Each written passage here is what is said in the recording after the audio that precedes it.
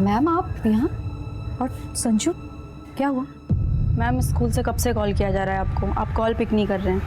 वो extremely sorry ma'am, लेकिन क्या हुआ? आपके संजू को बहुत तेज फीवर आया है और स्कूल के डॉक्टर छुट्टी पर हैं। हमने सोचा अगर आप इसे अपने फैमिली डॉक्टर को दिखाएंगे तो ज़्यादा बेहतर होगा। ठीक है ma'am, thank you so much. Okay, take care. Sanju क्या हुआ? सुबह तक तो ठीक था, फिर अचानक से क्या हुआ? पापा क्या हुआ बेटा, वॉमिटिंग हुई क्या? इसे डॉक्टर के पास लेकर चलते हैं। मैं बस चेंज करके आता हूँ। हाँ जी।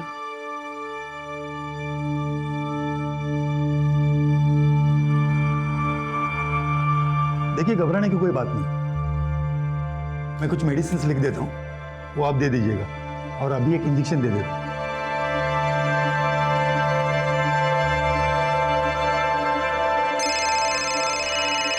विजय का फोन आ रहा है। ठीक है आप देखिए। हाँ विजय, नहीं, मैं ऑफिस नहीं आ पाऊंगा आज।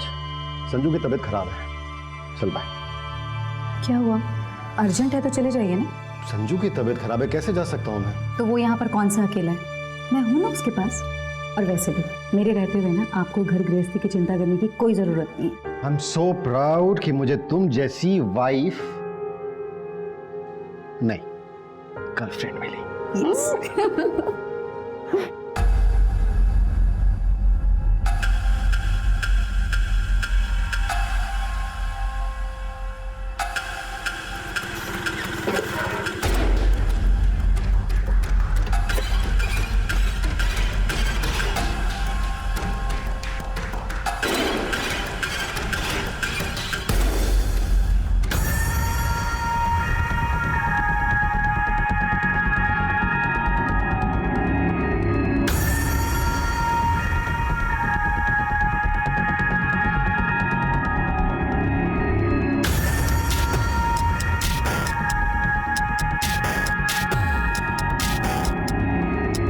लैला मजनू, इधर आओ। ये देखो इधर।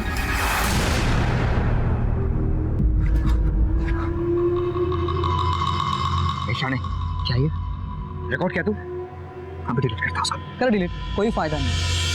उसे देख रहा है, दोस्त है मेरी, उसके पास भी इस वीडियो की कॉपी है। 15,000 लगेंगे। तुम्हें ब्लैकमेल कर रहा है? डिलीट करो। पूरे पैसे दे तभी डिलीट करो।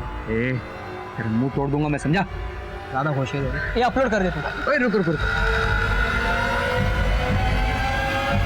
अरे यार इतने में क्या होगा भाई? ये चिंदी तो समझ के रखा, रख लो तुम्हारे पास। नहीं चाहिए तो अपलोड कर दे यार। नहीं चाहिए। नहीं, रुको मेरी बात सुनो। अभी तुम इतना रखो, बाकी पैसे हम कल दे देंगे। कल 11 बजे बाहर मिलना। अगर कोई होशियारी की ना तो तुम दोनों को सोशल मीडिया पे स्टार होने से कोई रोक नहीं सकता। कल दे देंगे पैसे।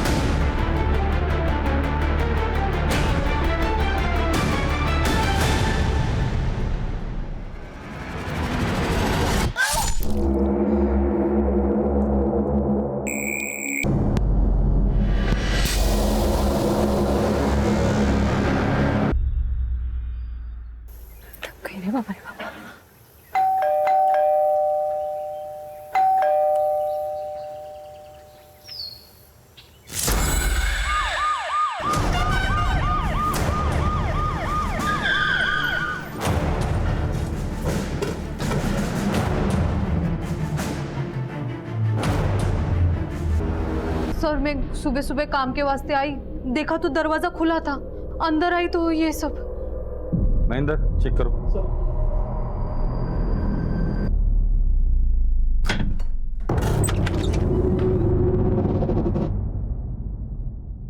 सांसें चल रही है सर। जल्दी।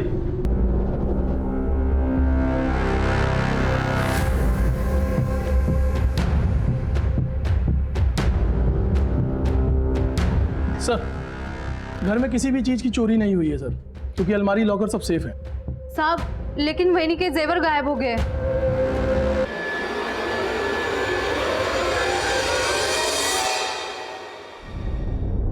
सर किचन में फ्रिज के अंदर और बाहर ब्लड स्टेंस मिले हैं।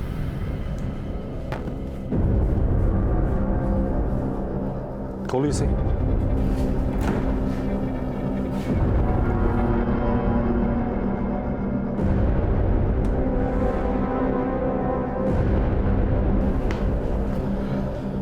इनके अलावा घर में और कौन कौन रहता है? शैली मैडम। लेकिन साहब शैली मैडम कहाँ है? उसका कमरा कहाँ है? सर ऊपर है।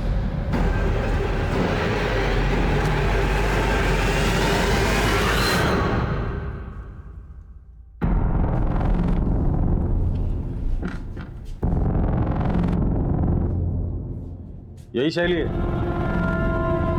जी हाँ साहिब। चेक करो रूम। सर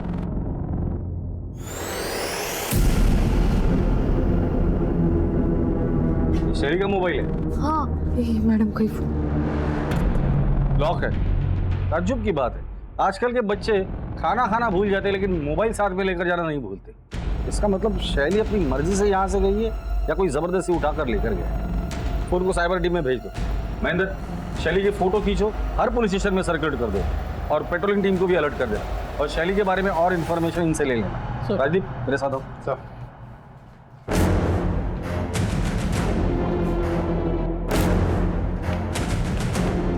अभिषेक आस पड़ोस में इस फैमिली के बारे में पूछताछ करो। सर बड़ा अजीब केस देखा ये। कातिल ने खून करने के बाद खूनी हाथ से शराब पी, फ्रिज खोला, खाना लिया, खाना खाया और चुपचाप चला गया। ये जरूर साइको किलर होगा जो खून करने के बाद अपने किए का जश्न मना कर गया है। काम करो, या जितने भी ब्लड सैंपल्स है सब जमा करो और लैब में भेज दो। इनके अलावा अगर कोई और ब्लड मिलता है तो वो कातिल का ब्लड होगा। सर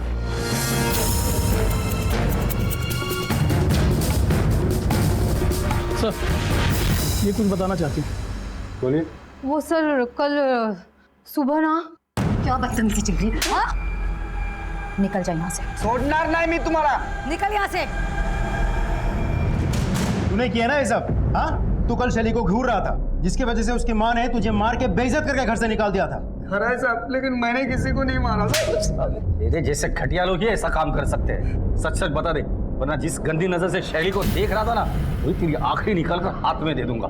चल बता, शैली को कहाँ छुपा कर रखा है? सच में साहब मैंने किसी को नहीं कुछ भी नहीं किया साहब मैंने। तू ऐसे नहीं बोलेगा राजदीप, इसे बेहोश होने तक मारना, फिर होश में ला और फिर मार।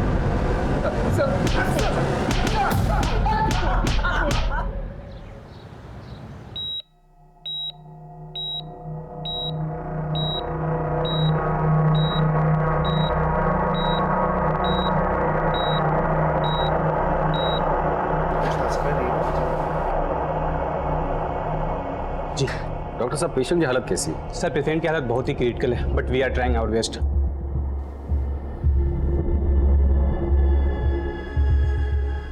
सुख और शांति से जीना हर इंसान, हर परिवार का सपना होता है और बिल्कुल ऐसा ही जीवन जी रहे रत्ना के परिवार पर टूटे कहर ने आसपास के सभी लोगों के दिल दहला दिए।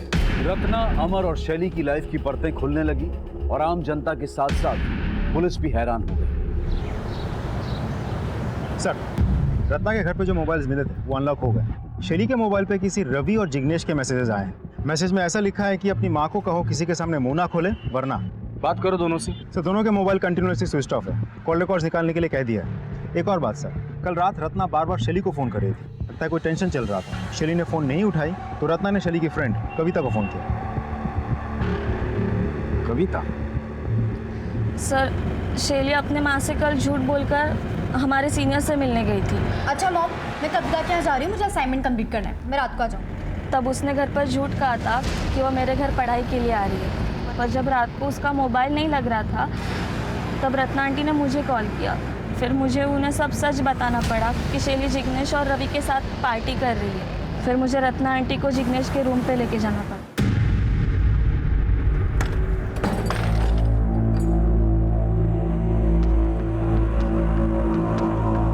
क्या चल रहा है यहाँ पर ये सब?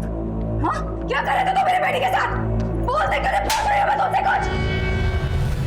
शैली, शैली उठ, उठ, उठ बेटा, चल, चल। एक बात और, जो हरकत तुम लोगों ने मेरी बेटी के साथ की है, दोबारा ये हरकत तुम लोग किसी भी लड़की के साथ ना कर सको। इसलिए तुम्हारी इस करतूत के बारे में ना मैं सिर्फ तुम्हारे पेरेंट्स को नहीं, उसकी कंप्लेंट मैं तुम लोगों के कॉलेज में करूंगी और पुलिस में करूंगी। चल चल।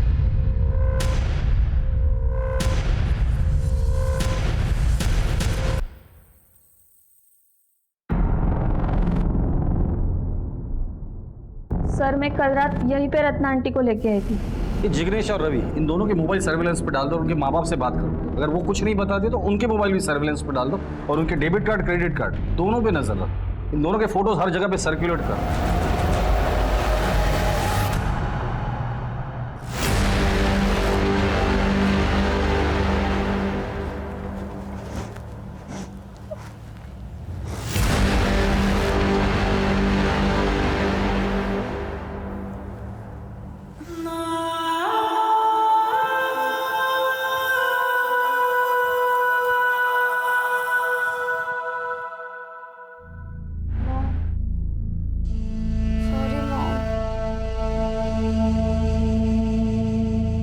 जब तक तेरी आई जिंदा है तेरा कभी गलत नहीं हो सकता।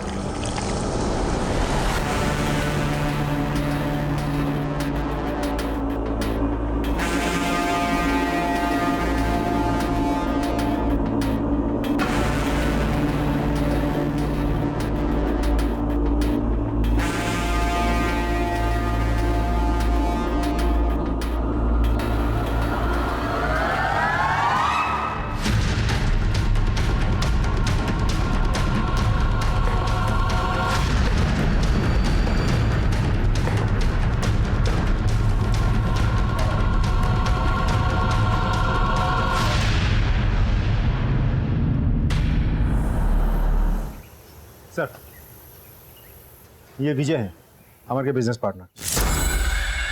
बस अब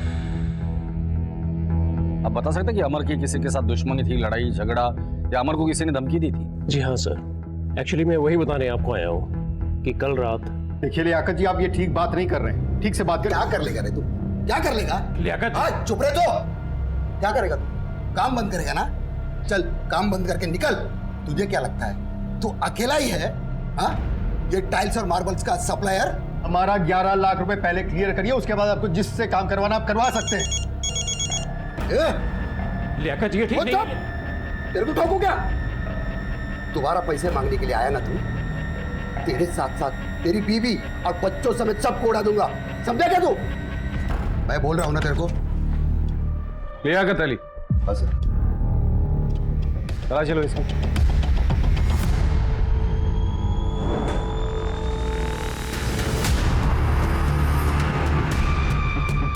लाइसेंस है साहब, हमारे धंधे में इसकी जरूरत पड़ती है। खामोखाम आप लोग मुझे इस केस में घसीट रहे हैं। सैलाब में भेजो। जिस दिन मेरे हाथ में सबूत लग जाएंगे ना, तेरी शराफत की धज्जियां उड़ा दूंगा। लियाकत अली, हमारे परमिशन के बगैर शहर छोड़कर जाने के बारे में सोचना भी मत।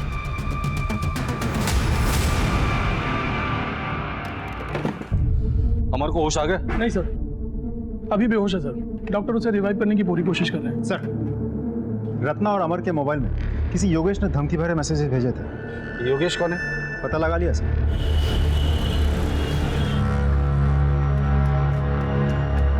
योगेश आपका बेटा है? नहीं नहीं साहब, हमारा बेटा नहीं। ये पिछले जन्म में हमने बहुत बड़ा कुछ पाप किया होगा, तो उसका बदला लेने के लिए इस जन्म में हमारे घर में पैदा हुआ।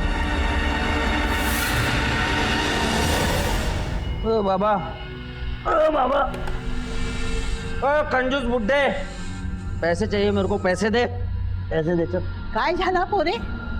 तू खाना परोस चल। अरे कितनी बार तेरे को बोला, हाँ काही तेरी नौकरी कर, काम धंदा कर, ये धंदे छोड़ दे। फालतू शिकवायचं नाही मला, जायचं नाही माझ्या। ए बाबा, तेरे सामने हाथ जोड़ता हूँ, जा तू जा, निकल जाए यहाँ से। क्यों कही ना, बाप मरने के बाद बेटे के नाम पे घर होता है, और कैसे होता है ना मेरे को अच्छी तरह से आता है। बताओ क्या, बताओ। योगेश की वजह से हम बदनाम हो चुके हैं। हमें शक है कि योगेश ने रत्ना नाम की औरत का रेप किया, मर्डर किया, उसके बेटे को मारा और उनकी जवान लड़कियों को अगवा किया। योगेश इस वक्त कहाँ है? मालूम नहीं सर, मेरे बीच में एक बार उसका कोई रात को दोस्त आया था, रात भर उन्होंने दारू पी, सुबह उठ के चले गए। दोस्त के साथ वो गया था, आप जानते हैं उसे? क्या उसकी शक्ल याद है? नहीं सर, माझ्या डोळ्यात मोठी बिंदू है, स्पष्ट दिसत नहीं। योगेश के बारे में अगर कुछ पता चलता है तो सबसे पहले आप हमें इन्फॉर्म करेंगे। जी सर। रत्ना मर्डर केस में योगेश प्राइम सस्पेक्ट, योगेश का मिलना बहुत जरूरी है। योगेश इस दोस्त के साथ गया था, अगर वो हमारे हाथ लग जाता है तो योगेश भी हाथ लग जाएगा। इस एरिया में जितने भी सीसीटीवीज है सबके फुटेज चेक करो, किसी न किसी फुटेज में ये दोनों जरूर दिखाई देंगे। सर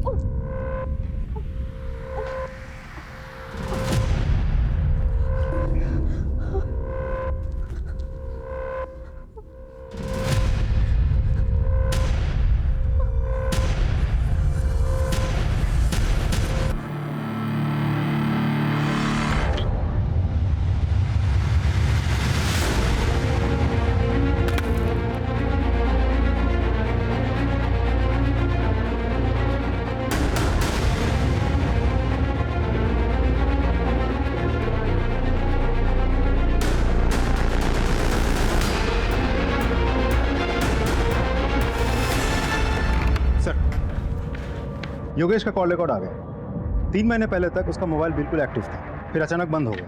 फिर 4 दिन बाद 2 मिनट के लिए फ़ोन ऑन होता है, अमर को मैसेजेस भेजे जाते हैं, फिर स्विच ऑफ हो जाते हैं। फिर 8 दिन बाद फिर से 2-3 मिनट के लिए फ़ोन ऑन होता है, इस बार रत्ना को धमकी भरे मैसेजेस भेजे जाते हैं, फिर फ़ोन ऑफ हो जाता है। सर ये सिलसिला पिछले 3 महीने से चल रहा है। सर योगेश के घर के सामने जो बैंक है उसका सीसीटीवी फुटेज आ गया सर। चेक करो।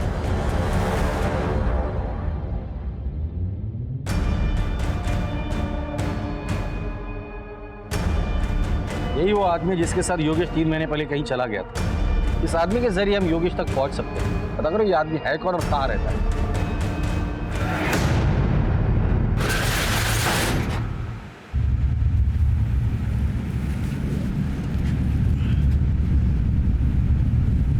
भाई इसमें कुछ गड़बड़ लग रहा है। क्या गड़बड़ है?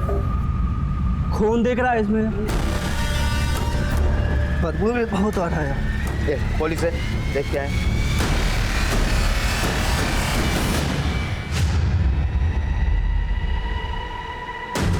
Hello police. Sir AB road पे एक टेम्पो में लाश मिली है सर। वो लाश हमारे वहाँ दर्ज मिसिंग कंप्लेन की फ़ोटो के साथ मैच होती है। एक बात और सर, वो टेम्पो जिस मित्तल ट्रेडर के वहाँ से लोड हुआ था वो भी हमारे ही ज्यूरिडिक्शन में आता है। ठीक है राजीव सर, केस का चार्ज ले लो और जिन लोगों ने मिसिंग कंप्लेंट दर्ज की थी उनको बुलाकर बॉडी की शिनाख्त करवाओ। जी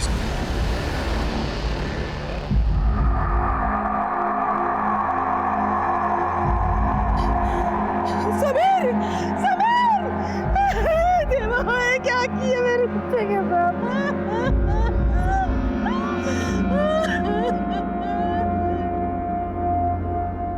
मैं आपका दर्द समझ सकता हूँ, पर तहकीकात तो हमें करनी ही पड़ेगी। समीर ने आपको कभी बताया था कि उसे कोई धमकी दे रहा है या उसका किसी के साथ लड़ाई झगड़ा ऐसा कुछ? नहीं साहब, ऐसा कुछ भी नहीं। हमें समीर के सामान की तलाशी लेनी होगी, शायद वहां से हमें कुछ क्लू मिल जाए। जी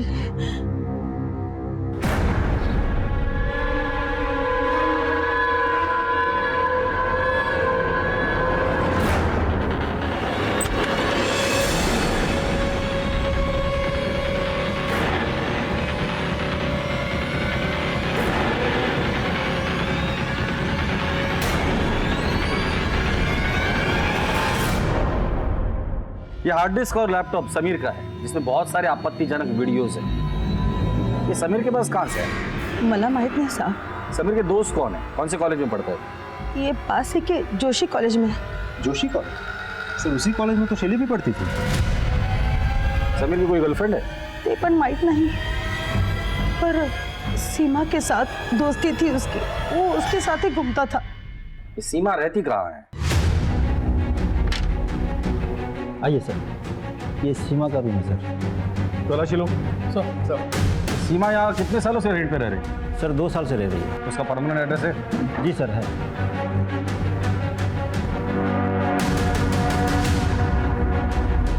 सर ये कैश मिला सर। सर लैपटॉप मिला है। चेक करो। आप बाहर रुकिए। वीडियोस भी। समीर के लैपटॉप से भी हमें ऑलमोस्ट सेम वीडियोस मिले थे। मतलब समीर और सीमा मिलके सबको ब्लैकमेल कर रहे थे। और हो सकता है इस ब्लैकमेलिंग के चक्कर में समीर का मर्डर हुआ हो और सीमा की जान को खतरा हो सकता है। इन वीडियोस में जितने भी लोग दिख रहे हैं सबको आइडेंटिफाई करो। सीमा की फोटो हर जगह सर्कुलेट कर दो और सीमा के माँ बाप को कांटेक्ट करने की कोशिश करो। सर हमने मित्तल ट्रेडर्स में जाके डिटेल में पूछताछ की। वहाँ समीर को कोई नहीं जानता, ना किसी ने मर्डर होते हुए देखा और ना डेड बॉडी को टेम्पो में डालते हुए देखा किसी ने। सर मैंने कुछ रिसीप्ट्स के पिक्चर्स भी खींचे, मैं दिखाता हूँ। ये भी सर, ये सारे रिसीप्ट्स मैंने खुद चेक किए हैं, ऑल क्लियर है, कुछ भी सस्पिशियस नहीं दिख रहा है सर।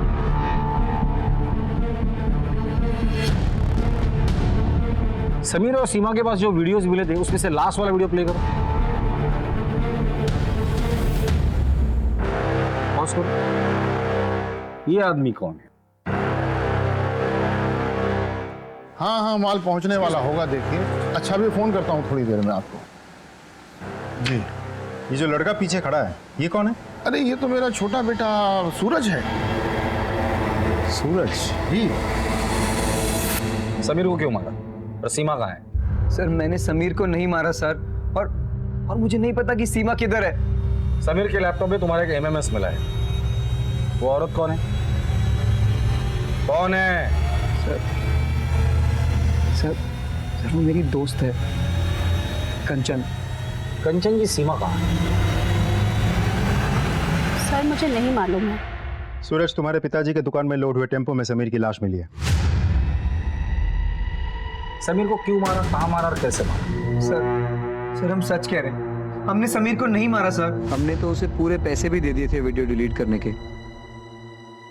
ठीक है अभिषेक, प्रीति, जब तक ये लोग सीमा का पता नहीं बताते इनकी अच्छे से खातिरदारी करते। सर हम सच बोल रहे हैं, हमें कुछ नहीं मालूम। नहीं मालूम मुझे। साहब मेरी बीबी को कब छोड़ देंगे आप? अभी पूछताछ चल रही है। लेकिन उसका कसूर क्या है? आप सुन नहीं पाएंगे। साहब बताइए ना। आपके बीवी का उसके दोस्त के साथ एमएमएस मिला है और जिन लोगों ने ये बनाया था एक का मर्डर हुआ है और दूसरी गायब है। सुन लिया आपने? अब जाइए। सर खबरी से पता चला है कि रत्ना की सुपारी निकली थी सर। फिर ये भी सुनने में आया कि सुपारी वापस हो गई। रत्ना की सुपारी? और वो तो एक हाउस वाइफ है, उसकी सुपारी कौन देगा और क्यों देगा?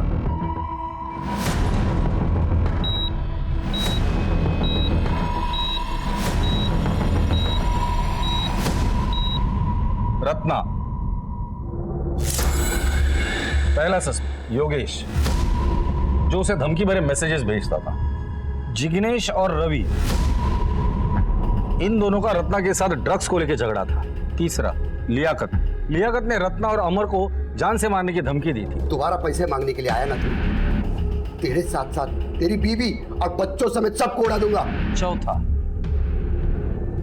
अमर। अमर? अमर तो रत्ना का पति है और वो खुद जख्मी है, लेकिन जिंदा है। ऐसा भी तो हो सकता है कि रत्ना और संजू को मारने के बाद अमर ने अपने आप को जख्मी करके बाथरूम में बंद कर लिया हो। लेकिन सर घर पे हमें कोई खून से सना हुआ हथियार नहीं मिला और उसका खुद का सिचुएशन भी बहुत क्रिटिकल है। ताज्जुब की बात तो यही है कि हत्यारे ने हत्या करने के बाद उसी खूनी हाथ से शराब पी, खाना खाया और उसके बाद उसने चोरी भी की। पता करो इस तरह की वारदात और भी कहीं हुई है क्या? अगर हुई है तो उसके सारे डिटेल्स मुझे चाहिए। अब दूसरा मर्डर केस, समीर। अब इस समीर मर्डर केस में शैली, सीमा और समीर, ये तीनों क्लासमेट, क्या रत्ना और समीर इन दोनों के मर्डर केस एक दूसरे से जुड़े हुए हैं? 3 हत्याएं, एक गंभीर रूप से जख्मी और एक अगवा। अखबार की सुर्खियों और टीवी की ब्रेकिंग न्यूज पर छाए इस केस की गुत्थियां दिन ब दिन उलझती जा रही थी। पुलिस को उस एक तिनके की तलाश थी जिसके सहारे वो गवाहों और सबूतों के साथ कातिल को पकड़ पाए, और आखिरकार पुलिस को ऐसा एक तिनका, एक सुराग मिल गया। सर, योगेश जी दोस्त के साथ गायब हुआ था, वो देव है।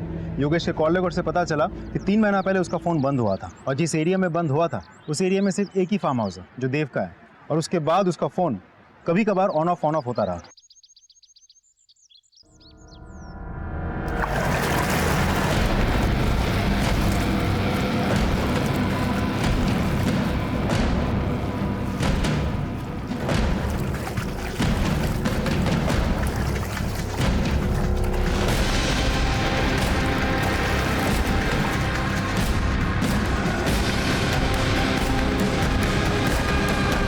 क्या आप योगेश को जानते हैं? जी, कॉलेज में हम लोग क्लासमेट थे। 3 महीने पहले योगेश आपके साथ उसके घर से निकला था, फिर इसी एरिया में आकर उसका फ़ोन हमेशा के लिए स्विच ऑफ हो गया था, फिर रेयरली ऑन हुआ। ऐसा क्यों? हाँ, याद आया। हुआ यूँ था सर कि वो ऐसे ही तफरी करने आया था, उसकी मोबाइल की बैटरी ख़त्म हो गई थी। अब मेरा और उसका मोबाइल सेम तो था नहीं कि वो मेरा चार्जर यूज़ कर पाता, तो वो उसी दिन वहाँ से चला गया। वैसे भी योगेश को मोबाइल की इतनी परवाह नहीं थी, बड़ा अजीब बंदा है। उसके बाद उसने मुझे कोई कॉन्टैक्ट नहीं किया। एक आध बार मैंने ही उसका नंबर डायल किया था और मोबाइल स्विच ऑफ था। योगेश के फादर का कहना है कि वो मवाली या टपोरी टाइप का था। वैसे उसका अमर के साथ किस बात का झगड़ा था? ये बहुत पुरानी कहानी है सर। एक्चुअली कॉलेज में योगेश को रत्ना से प्यार हो गया, पर योगेश की गुंडागर्दी मारपीट के चलते रत्ना उसे कैसे चाहती। रत्ना को अमर अच्छा लगा और उससे प्यार हो गया और बाद में शादी कर ली। यही बात योगेश को बहुत बुरी लगी, तभी से वो जिल्टेड लवर बन गया। सोचा नहीं था कि कॉलेज की दुश्मनी अभी तक चलेगी और रत्ना का वो मर्डर कर देगा और अमर पर भी जानलेवा हमला करेगा। योगेश अगर आपको कांटेक्ट करता है या उसके बारे में आपको कुछ भी पता चलता है तो सबसे पहले आप हमें इन्फॉर्म करें। जी सर। Thank you. हेलो। हाँ, ओके सर। जिग्नेश के पिताजी ने इगतपुर के एक लॉज में 40,000 रुपये ट्रांसफर किए हैं। प्रशांत, गाड़ी घुमाओ।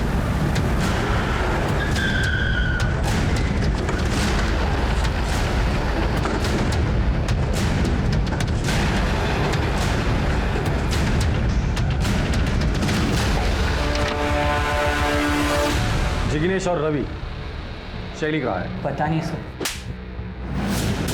तुझे तो पता होगा ना? नहीं सर, मुझे नहीं पता है। नहीं पता? ले चलो दोनों को। सर सर सर बात तो सुनिए सर। रत्ना का मर्डर हमने नहीं किया सर। सर मैं खरे सांगतो है, मर्डर का न्यूज़ सुनकर हम दोनों वहाँ से भाग गए थे।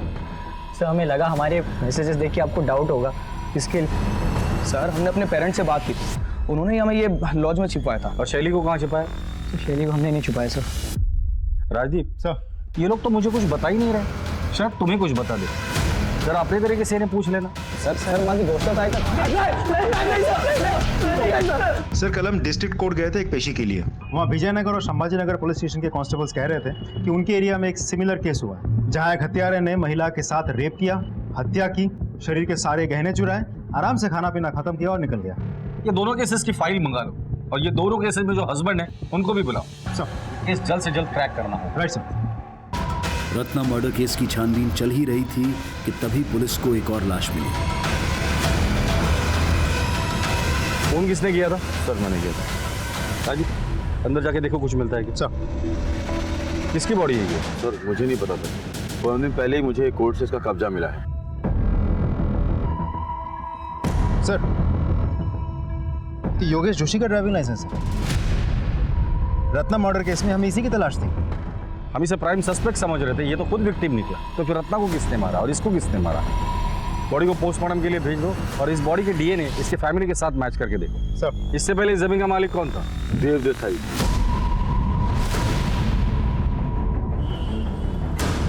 ये सब अजब इत्तेफाक है। 3 महीने पहले योगेश गायब होता है, आखिरी बार आपके साथ था। फिर योगेश का फोन बंद होता है आप ही के यहाँ पर। अब योगेश की लाश मिल गई, वो भी ऐसी जमीन पर जिस पर आपका कब्जा था। अब तो बताइए योगेश को क्यों मारा? मैंने योगेश को नहीं मारा। राजदीप, घर की तलाशी लो। सर, आप बिना वारंट के अंदर नहीं जा सकते। जब वारंट चलेगा या इनसे भी वारंट दिलाओ। सर सर मेरी बात सुनिए सर, मेरा यकीन कीजिए कुछ नहीं है सर, आपको कुछ नहीं मिलेगा। इस कमरे में क्या है? सर ऐसे ही कोई पुराना सामान रखा हुआ है। चाबी दीजिए उसकी। सर वो खो गई है। महेंद्र हथौड़ा लेके आ। सर मेरा यकीन कीजिए कुछ नहीं है, आपको कुछ नहीं मिलेगा। तोड़ दे इसे। सर कुछ नहीं है सर। शैली खोलो इसे। ये यहाँ क्या कर रही है? सर इसने मेरी माँ और भाई को मार दिया और फिर मुझे यहाँ ले आया। इसे हॉस्पिटल लेके जाओ।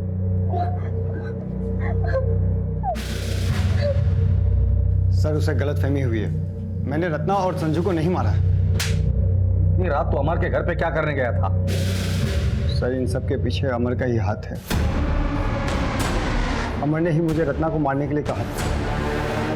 उस रात जब मैं उसके घर पहुंचा तो पहले से अचानक शैली रूम से बाहर आई और वो मुझे हत्यारा समझने लगी।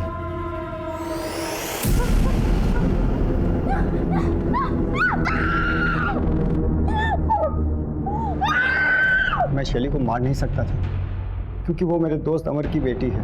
फिर मैंने सोचा कि जब पुलिस असली हत्यारे को पकड़ेगी या अमर को होश में आने के बाद ये बताएगा कि असली कातिल मैं नहीं कोई और है, तब मैं शैली को छोड़ दूँ। और अगर अमर को होश नहीं आता और असली कातिल पकड़ा नहीं जाता तो शैली के साथ क्या करता? जिंदगी भर यही रखता उसे? सर सब कुछ इतनी जल्दी हुआ कि इतनी दूर की बात मैं सोच ही नहीं पाया। ये अमर रत्ना को क्यों मारना चाहता था? सर सारा का सारा बिजनेस रत्ना के नाम पर था जो काफ़ी नुकसान में चल रहा था। और योगेश, उसे क्यों मारा तुमने? सर इसके पीछे भी अमर की साजिश है। सर 1 साल से प्लानिंग चल रही थी। योगेश कॉलेज के टाइम से जिल्टेड लवर था। प्लान ये था कि सबसे पहले योगेश को मार डालेंगे, फिर उसके मोबाइल से अमर और रत्ना के मोबाइल पे धमकी भरे मैसेजेस करेंगे, उसके बाद रत्ना को मारकर सारा ब्लेम योगेश पे डालेंगे। फिर मैंने योगेश को मारकर उसकी लाश को अपनी ज़मीन में गाड़ दिया ताकि कोई सुराग न मिले। लेकिन मैंने रत्ना और संजू को नहीं मारा। ले चलो इसे। सर मेरी बात सुनिए। आई सर संभाजी नगर और विजयनगर दोनों केसेस के हस्बैंड। बस अब ये फोटोज ध्यान से देखिए। अब इनमें से किसी को जानते हैं?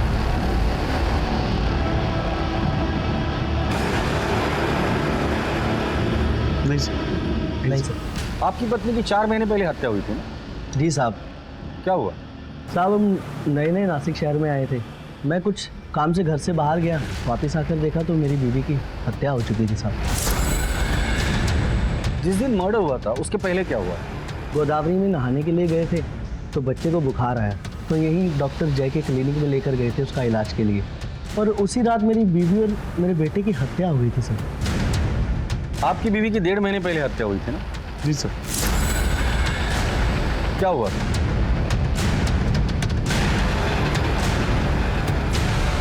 आप अपने बेटे का इलाज कराने डॉक्टर जय के क्लिनिक गए? जी साहब। और आप भी डॉक्टर जय के क्लिनिक गए थे? Yes sir. तीनों केसेस में मोडस ऑपरेंडी बिल्कुल सेम है। अब तो ये डॉक्टर जय ही हमें बताएगा इन तीनों मर्डर से उसका क्या कनेक्शन है। डॉक्टर साहब, पिछले कुछ दिनों से शहर में एक अजीब सिलसिला शुरू है। संध्या अपने बच्चे के साथ आपके क्लिनिक में आती है, उसी रात संध्या के साथ रेप होता है और उसका मर्डर हो जाता है। फिर पूनम अपने बच्चे के साथ आपके क्लिनिक में आती है, उसी रात पूनम के साथ भी उसका रेप होता है, उसका मर्डर हो जाता है। फिर रत्ना आपके क्लिनिक में आती है और उसी रात रत्ना का भी रेप होता है और उसका मर्डर हो जाता है। तीनों केसेस में मोडस ऑपरेंडी सेम है। कातिल पहले रेप करता है, फिर मर्डर, फिर उसी घर में शराब पीता है, खाना खाता है और चला जाता है। और हमने सुना है आपको भी खाने पीने का बहुत शौक है। देखिए साहब, मैं एक डॉक्टर हूँ, कोई कातिल नहीं। लोगों को बचाना मेरा काम है, उनको मारना नहीं। रत्ना का मर्डर जिस दिन हुआ था उस रात आप कहाँ थे?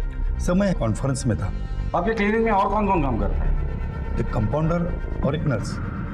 ठीक है, जरूरत पड़ेगी तो दोबारा आएगी। इन्वेस्टिगेशन में हर दिन एक नया मोड़ आ रहा था, जांच का दायरा बढ़ता जा रहा था। संदिग्ध बहुत सारे थे लेकिन पुख्ता सबूतों के साथ हत्यारा नहीं मिल रहा था। और फिर पुलिस ने ऐसा पासा फेंका कि हत्यारा जाल में फंस गया।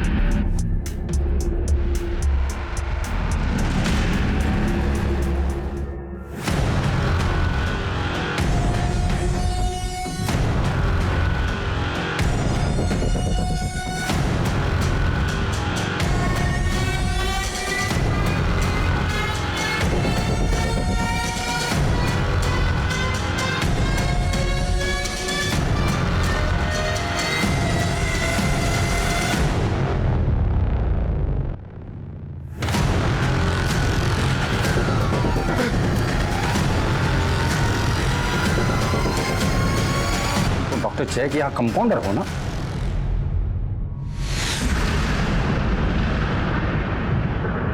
साहब, मैं बहुत सीधा साधा आदमी हूँ।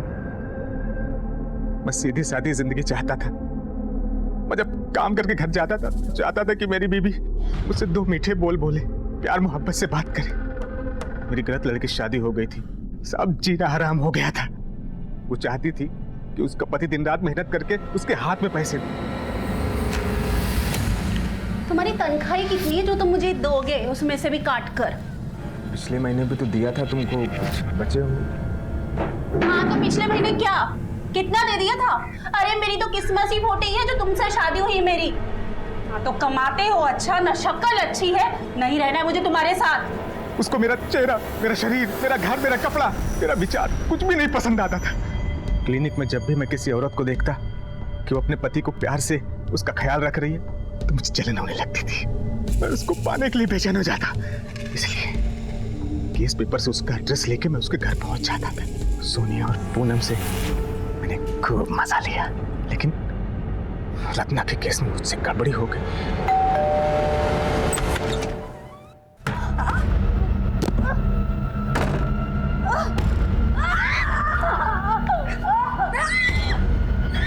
डरो मत, मैं तुम्हारा पति हूँ।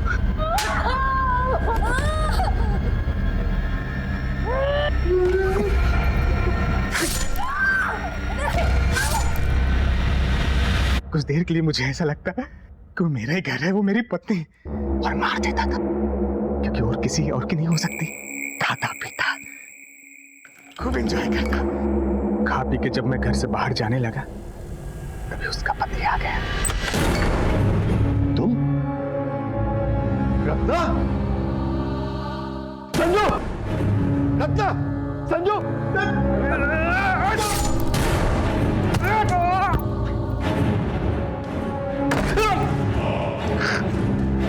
अमन ने बाथरूम का दरवाजा अंदर से बंद किया हुआ था, लेकिन मैंने जो घाव दिया था मुझे इस पर पूरा विश्वास था। खून बहेगा और मर जाएगा। तभी मैं वहां से चला गया। अमर को मारने का प्लान नहीं था, लेकिन उसने मुझे देख लिया था तो क्या करता साहब।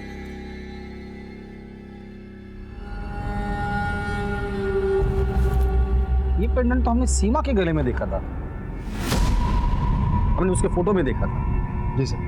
एक मिनट, समीर और सीमा तुम्हारी बीवी को ब्लैकमेल कर रहे थे। समीर का मर्डर हो गया और सीमा गायब है। इन सब के पीछे तू ही तो नहीं है? बोल साहब।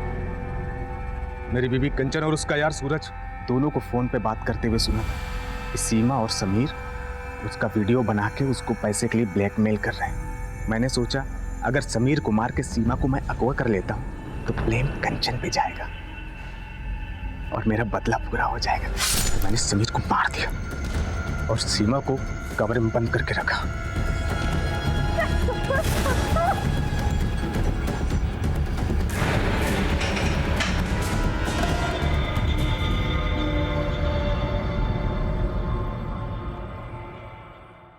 सपने अच्छे इंसान को फिर से संघर्ष करने की प्रेरणा देते हैं, लेकिन अगर उसका दिमाग, उसका मन ईर्ष्या से ग्रसित हो जाए तो वो उसे गुनाह के रास्ते पर ले जाते हैं। भागीरथ के साथ यही हुआ था। सुशील, संस्कारी और पति से प्रेम करने वाली पत्नी ना मिलने से वो इतना डिस्टर्ब हो गया था कि उसने अपने संपर्क में आने वाली सुशील और संस्कारी महिलाओं को अपना शिकार बनाना शुरू कर दिया। अगर भागीरथ अपने मन में उठ रही नफरत और जलन के तूफान से सतर्क होता, चुभने वाले रिश्ते से सही समय पर मुक्ति पाता, तो वो सीरियल किलर नहीं बनता। भागीरथ, समीर, सीमा और देव को अपने गुनाहों की सजा मिली और अमर ने भी अपने किए का मोल चुकाया। अब मैं अनूप सोनी आपसे विदा लेता हूं। फिर मुलाकात होगी क्राइम पेट्रोल सतर्क के ब्लैक हेडलाइंस अध्याय में एक और नए केस के साथ। और याद रखें, क्राइम और आपके बीच में सिर्फ इतना फर्क है कि आप कितने सतर्क हैं। सतर्क रहें, सुरक्षित रहें। जय हिंद।